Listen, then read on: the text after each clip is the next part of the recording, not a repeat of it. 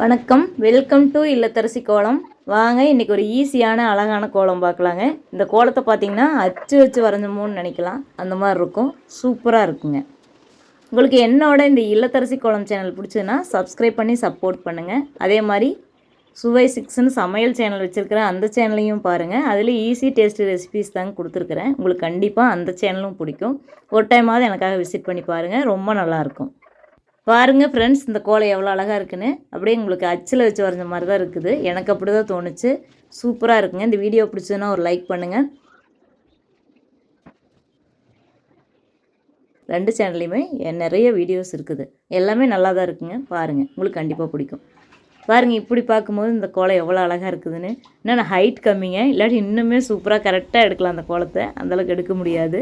இருந்தாலும் என்னால் முடிஞ்ச வரைக்கும் நான் வீடியோ எடுத்து கொடுக்குறேன். எனக்கு இது திருப்தியாக தான் இருக்குதுங்க. Thank you for watching.